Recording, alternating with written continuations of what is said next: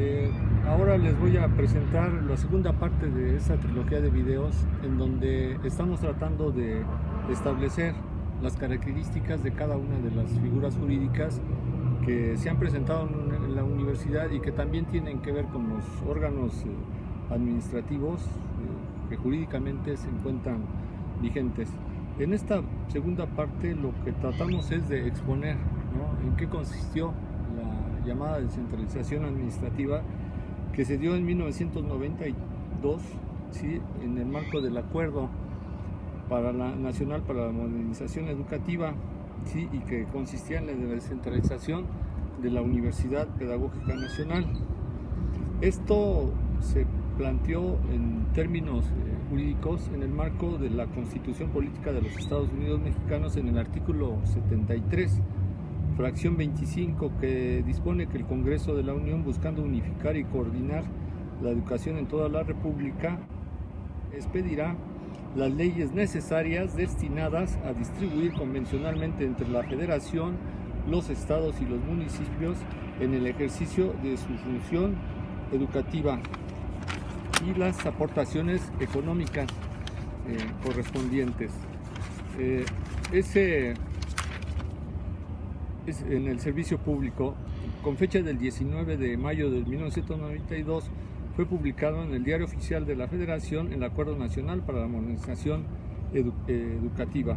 Bueno, a la Universidad Pedagógica esto le afectó. De hecho fue quizá el punto de prueba que puso el gobierno en aquel entonces de Salinas de Gortari. Estaba como secretario de Educación Pública Zedillo, y ya como lideresa del Sindicato Nacional de Trabajadores de la Educación, la tristemente célebre Elbester Gordillo.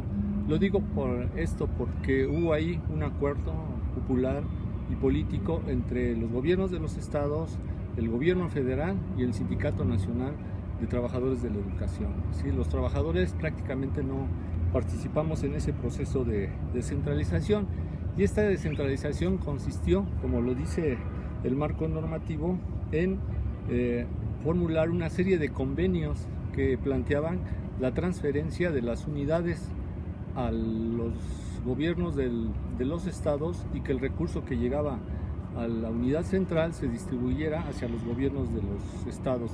Eso les planteó y pensaron los compañeros de las unidades que les iba a beneficiar, porque creyeron que el recurso les iba a llegar directamente. Sin embargo, se trianguló, llegó a los gobiernos de los estados y de ahí a las unidades. A muchas unidades esto no les convino, porque algunos gobiernos de los estados, más bien la mayoría de los gobiernos de los estados, carecen de recursos para satisfacer todas sus necesidades, y empezaron a utilizar el recurso que les llegaba de la Universidad Pedagógica para el desarrollo de sus políticas, por un lado, y por el otro, bueno, pues aprovecharon el recurso para de alguna manera apropiarse de las pocas plazas que se fueron creando para las unidades, que ese es uno de los problemas que actualmente tenemos, que en la mayoría de los gobiernos de los estados están desaparecidas las plazas que se crearon para la Universidad Pedagógica, y se constituyó lo que se conocieron los comisionados, que llegaron a las unidades a trabajar.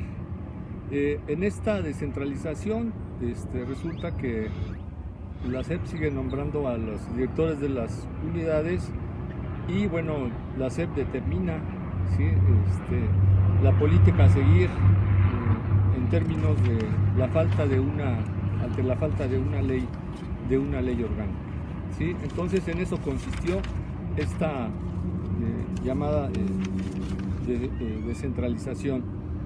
También aquí habría que tomar en consideración que en el año del 2007 la entonces rectora de la universidad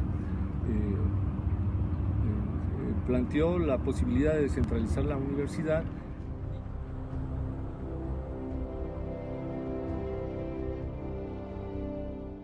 Es una descentralización administrativa. Aquí cabría quizá poner el ejemplo que se da en la Universidad Pedagógica del Estado de Chihuahua. En su artículo 50, cuando se crea esta institución, dice En caso de que la Universidad Pedagógica Nacional del Estado de Chihuahua deje de cumplir sus fines u objeto, o su funcionamiento no resulte ya conveniente desde el punto de vista de las finanzas públicas del Estado y del interés público, la Secretaría de Hacienda, atendiendo a la opinión de la Secretaría de Educación Pública y Deporte de la Secretaría de la Contraloría, propondrá al Ejecutivo Estatal la disolución, liquidación o extinción de aquella. A final de cuentas, ese tipo de descentralización administrativa trajo sus consecuencias en las diferentes unidades. Empezaron a desarticularse las contrataciones. A final de cuentas se hicieron, se seguían haciendo en base a los comisionados que enviaba el sindicato, y se perdió mucho la idea de dónde estaban las plazas, ¿no? Y desarticuló todo el sistema de unidades que actualmente, bueno, nosotros lo podemos ver. Bueno, pues gracias.